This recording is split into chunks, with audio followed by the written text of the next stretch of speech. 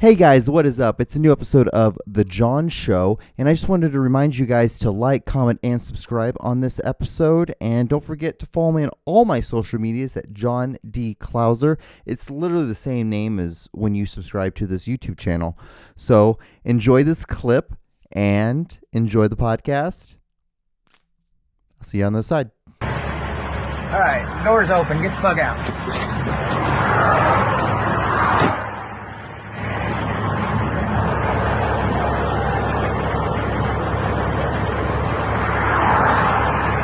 Really didn't make it very far. That was the craziest fucking thing that ever happened. 70 miles fucking per hour, a fucking bird. What the fuck, dude?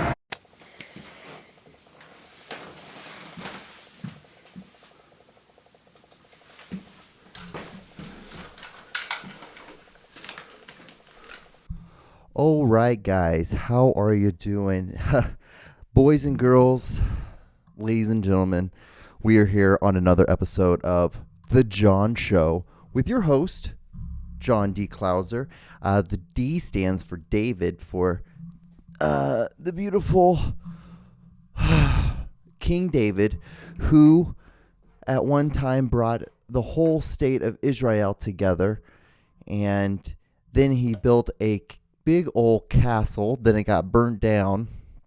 Now there's a Wailing Wall right next to the Dome of the Rock, where the Muslims and the Christians believe, that Jesus got crucified there, because that's where they put the cross into the rock. Muslims believe that is where Muhammad ascended to heaven on a chariot, I believe, and that is where the Jews just have the Wailing Wall. So it's a good time. So guys, how are you? I hope you guys are doing well. We are here again with another week of the damn Corona quarantine. Hope you guys are keeping sane. It has taken me a while to get here. So what I was going to do was, I was like, okay, I got home. I had to go to Walmart earlier today, after I got off work. So I got off work about like 6 o'clock. I'm like, okay, get to Walmart about 6:15. And I'm like, okay, let's go in there. I know they're probably not going to have very much because it's 2 hours before closing. So I'm going to be kind of slim pickings probably on some things that I want, but it's okay because every time I go there, I try to gather everything. And then if I don't get it, I know I have like a backup of it. So I'm okay for another week, and it'd be more like crucial, I guess, next week is for me to get something that's specific. Anyway, it's just like dumb things. So I had to get ground beef instead of getting like carne asada, which is like just strips of meat, of steak. So it's just things like that. It's nothing harmful. I'm still going to get the same amount of protein and all that stuff. Well, I did that. I came home. And I'm like, okay, took a shower real quick, started setting up all the lights, got the camera ready, kind of like got it leveled how I want to. I added a couple lights where I thought maybe there were some dark spots. And I'm like, okay. And then what I had to do at that point was then film just the plug. So, the beginning thing that you watch before this podcast starts, I had to film that. Well, that thing took literally 26 minutes. And then setting up the other lights took about 25 minutes. I don't know why I said so specifically 26 minutes, because I was timing myself actually, and that's how I know. So I could have just rounded down and it'd been the same thing. I don't know. I had been a really specific, a very specific sort of dramatic, and it was not needed. And then I had to do the plug, and that took forever and ever and ever. And then what I did after that was just kind of took a beer, drank it, and then I start the podcast. And it's just like my little way of starting this whole thing. And I have this special one I wanted to drink tonight, this Mandello. But I don't know. I've already, this is my second Milwaukee's Best Ice. And it's 5.9, so I'm drinking 2 of them. So if you do the math, that's what it is. So it's like 19. No big deal. Like almost 19%. But it's like, these are like water. And I don't know. Like, I always feel like after 2, I'm okay, but like, I don't work tomorrow. And I wanted to get this podcast done. It's actually Sunday night right now. Sunday, August 26th, 11:31, to tell you the truth. And I wanted to get this podcast done and over with so I can like spend tomorrow, just in case this last couple of weeks, the podcast has been bigger files. And so what I have to do is spend more time editing it. And I want to take more time where I can just kind of like, I can take the whole day to edit it and let it render and like get it as best I can and then export it. And then like the last couple of weeks, like every time I export the audio for like this podcast as well as my other podcast, the Aaron and John Show, it'll just come out video with no audio, or it'll come out with just audio with no video.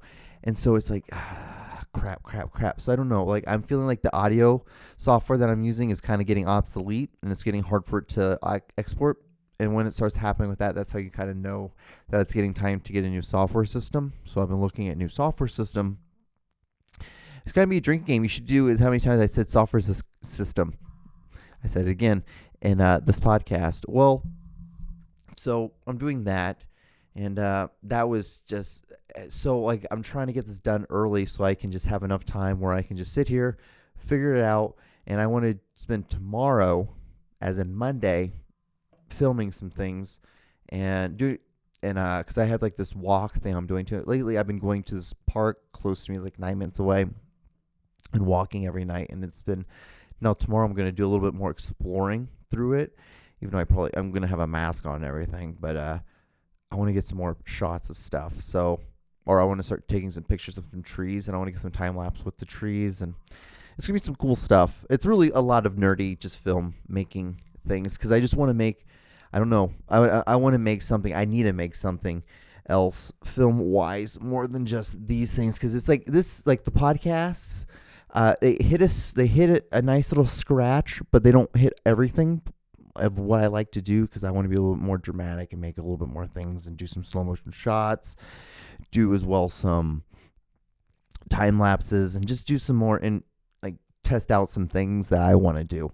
And I've also been looking at some cameras, so this podcast is probably going to get bumped up a little bit, but it's like because I have that stimulus check, which is nice.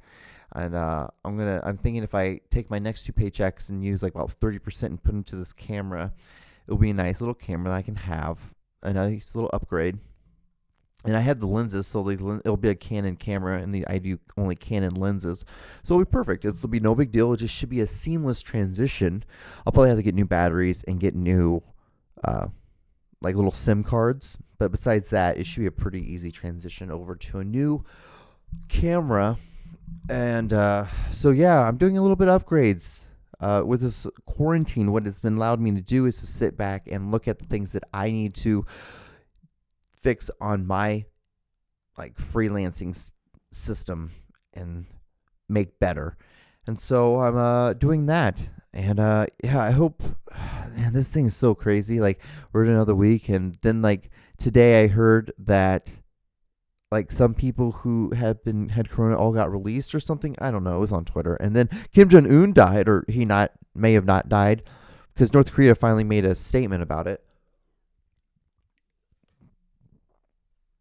But it's a dictatorship, so how much can you really believe in a dictatorship? So they said he will make a what they call a talk about where he's been, because he had heart surgery or something like that. Apparently there was a botch in it, and then he died. And I think the Chinese and someone else was reporting that he had died, and then TMZ reported that he died. So but who knows? It's up in the air, but yeah, I want to do this, and so now I'm here at 11:30 doing this podcast, and yeah, I'm just doing this, and then tomorrow I want to do some filming stuff, and then Monday or Tuesday I'll probably end up filming the other podcast and start editing it that night, because I realize if I just give myself enough time like that, it gives me enough. I don't feel like I'm rushing. even though like these little things, like they still take time, even though it's nothing that crazy, it still takes a lot of time to edit on the back end of stuff. It's not really like this stuff's easy, like filming it and doing this is all the fun stuff. And then the hard work is like putting it together and syncing the sound and making, because sometimes the sound doesn't want to sync and then I have to put it down in the software system and then sync it again. And like, it's not that hard, but it's just an extra step of like a couple extra minutes that I could be doing with rendering, because it's going to take time up to render that, because I'm moving parts, I'm moving the audio with the video, so it has to re-render and connect again. And it's just like, gosh, it's just one of those things again. It's just takes so much time. And I'm only complaining because it's like, this is like the silly part of what you have to do when it comes to filmmaking. It's really not that crazy. Out of the scheme of things of what I really have to do in the world, it's really not that hard. And it's really not that easy. And the thing is, the computer's doing it for me. So I'm just sitting there for like, 10 minutes maybe, just letting it render. And like, it's just because I'm like, okay, well, I'm sitting here, I want to get this done. And it's really that. It's just me being selfish and being dumb and being childish with it, really, if you want the truth. But yeah, I hope you guys are doing well in this quarantine, getting things done, figuring things out. It's really what I've been doing lately, and just working my BS job. And that BS job allows me to have some little bit of time to think and get all of my ducks in a row. And then when I have enough time to get home and to do some things before it gets super late, unlike tonight, like I would have gotten done a lot earlier if I wasn't such a moron with everything and having my computer freeze or the program freeze, and then the continuously messing up, and then and then what you do is you eventually it ends up becoming 11:30 at night, and you're sitting here doing a damn podcast. Thank God I'm super wired, because I drank a Monster, and I have 2 beers, and then I'm going to drink this Modelo tonight, I think, and then I'll probably be done. And then I have these, dude, if you guys don't drink bubbly, like mango bubbly is the best, and peach bubbly is pretty fucking good too. Those are the 2 things I think are the best sparkling water. And listen to me, I'm like talking about sparkling water now. So listen, let me see here. What can I say? I write down every week, I write down a bunch of stuff of like what I want to talk about. So, I don't okay, let me think here. Okay, I was cleaning out my car the other day. It was actually last weekend, and I had already filmed that podcast already, so I wasn't able to talk about it then. So I'm going to talk about this now. So I was cleaning out the back of my car, and the back of it has this carpet that folds up. Has these 4 little hooks, 2 in the front, 2 in the back part. So if it's laid out like this table, so 2 up here, 2 back here, you pull it up, you pull that out. Well, anyway, then it has like this plastic. It had this like plastic top on the bottom of it. I'm like, okay, so I just figured it was that's all it was. But it had this button on it that says push. When you push it, it pops up, and there's a table that comes out of my Honda CRV. And so apparently Honda CRVs were known for being like this. They were the very first type of SUV sort of car. And they didn't know where that idea was going to go, if it was going to like explode, if people were going to like it, if people were going to like this idea.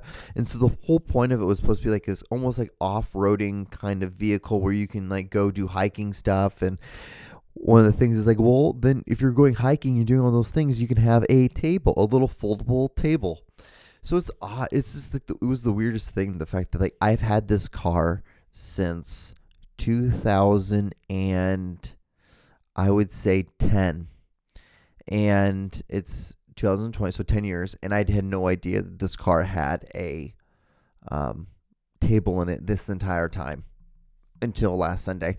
And you can Google it, and it's just like it's just like Honda CRVs that have tables in them that are like they're installed with a table on them in them. And it's just one of those things that goes with it. It's one of the weirdest things in the world. So like I wanted to say that. Like if you guys are listening so far, thank you so much. I hope you like, comment, subscribe, because this podcast has not been funny at all, has not been very interesting whatsoever. I'm just like basically rambling for, like I told you, like what, 28 minutes? 20 minutes and 5 seconds. That's what I do every week. And they say like some weeks are harder than other weeks, some days are harder than other days when it comes to work. And but I wanted to get this done, so I have about 14 minutes left. Let me see here. So oh man, when I was 22, so I wanted to say something like, I was talking to one of my friends, and this is one of the funny things. I'm a brown person, but like I grew up in a dominant white family. I got adopted into a white family, and one of the things with a white family, like you normally just eat macaroni and cheese from a box, but I didn't. I thought that's how everyone ate macaroni and cheese, because that's the only way I had always eaten it, because I didn't come to the States until I was like close to 8 years old. And that's when I became a citizen of the United States. And so I was, that's all I've known. That's the only way I knew, because like I was super malnourished when I was living down in Honduras and didn't have very much food. So we didn't have macaroni and cheese. Like I never had macaroni and cheese then. And then when I came to the States, I had it. I'm like, oh fuck yeah, this is awesome. This is some good stuff. And I always thought it just came from the blue box. And then when I was 22, I started dating this black girl. Well, I had started dating her when I was 18, and then like I finally went to a family event that had, soul food cooking, and I had macaroni and cheese, and I looked at it and I was like, wow, you guys make yours a lot more a lot fancier than how ever seen it done. They're like, yeah, I've always like you made the stuff in the box look really good. And they're like, the box? What the hell are you talking about? The box? Like we don't make anything that's shit from we don't eat that stuff in the box. And I'm like, wait. There's macaroni and cheese that comes like out of a box that doesn't go in a box. I'm like, yeah, dude, like where have you been?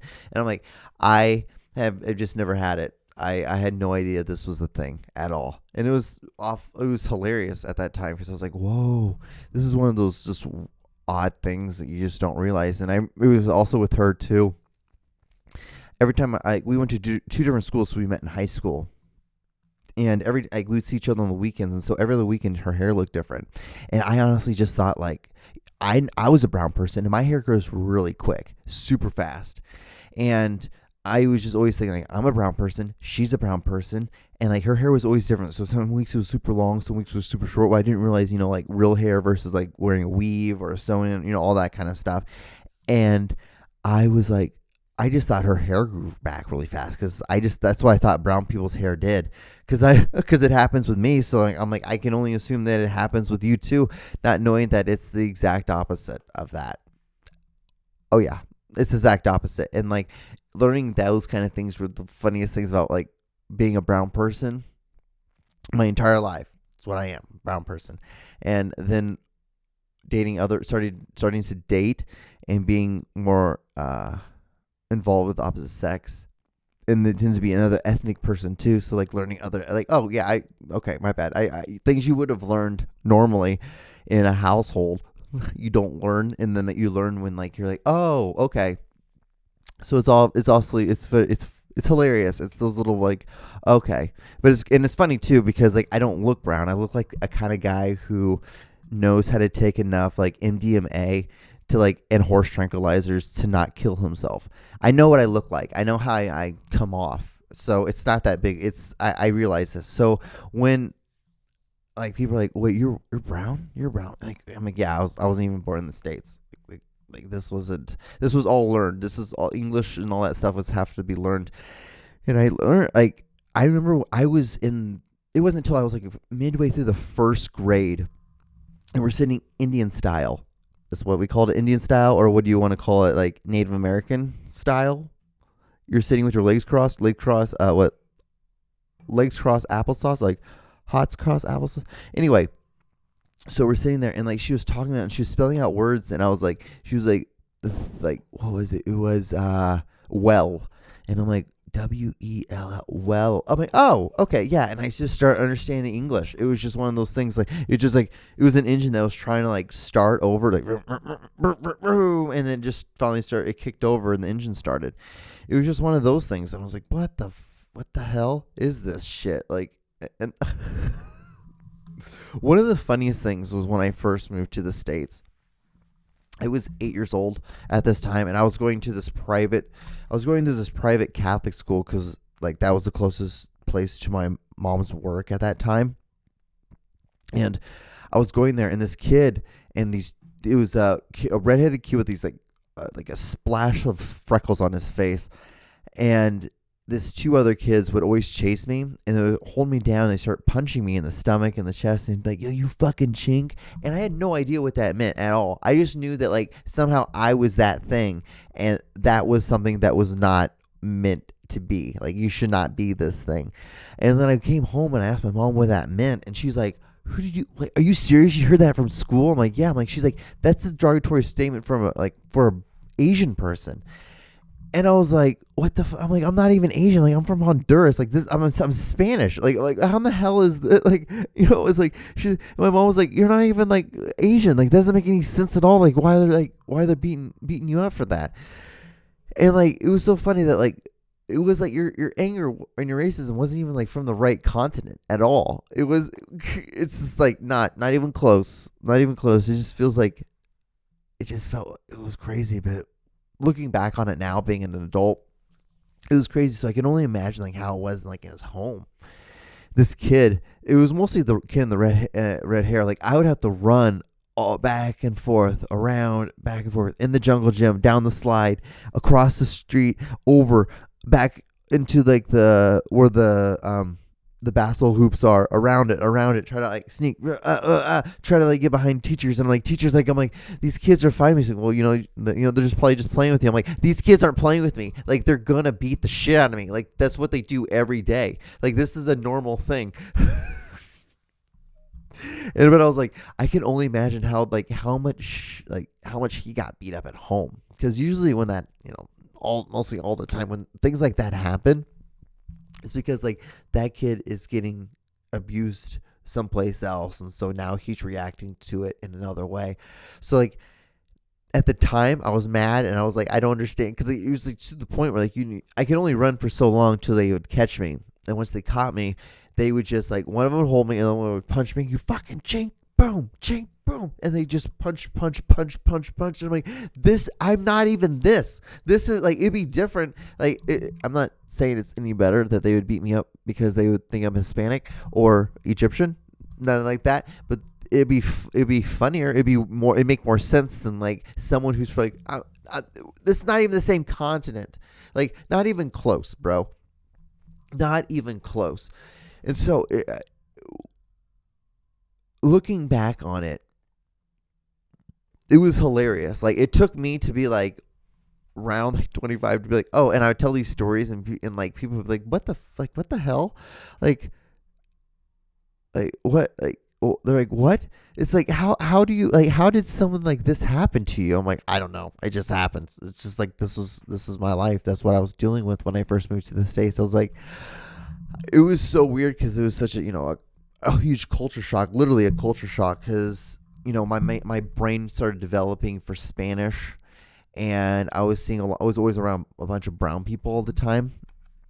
And granted, I was in an orphanage, so like it wasn't like I was, anything. It's not like it was anything spectacular, but it was still like normal. To me, it was normal because I didn't know anything differently. If that's all you've known, it's nothing different to you. It's just, that's what it is. And then when I came to the States, I was like, what the fuck? This is insane. This is so odd. Like, I don't know anything. And then it was so funny. Like, my mom is in the medical field, and she'd had all this medical tape all the time, and they'd have to hide it from me because I'd always take it and put it on my mouth, and I'd just rub my lips on it. It was the weirdest thing. Because if you look, there's like all one of the pictures when I first moved to the States and I came up here and I became a citizen.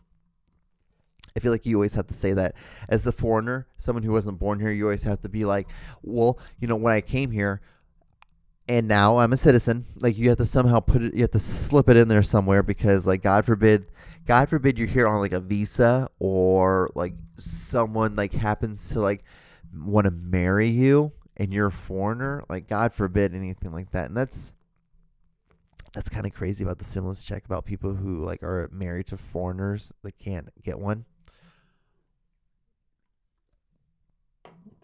But it makes me feel good that I'm a fucking citizen because, like, thank fucking God, is all I got is a piece of paper. Other than that, like, I'm not really fucking allegedly supposed to be here. So it's like, hell yeah, bro. And but when I came here, it was such a huge culture shock for me, and I freaked out. I was freaked out for a long, long time. It took me several years to finally chill out. And I remember when I used to get like cookies or something sweet because I had never had those things before. I would eat them so slow, and I would take every bite and just take little nibbles at it.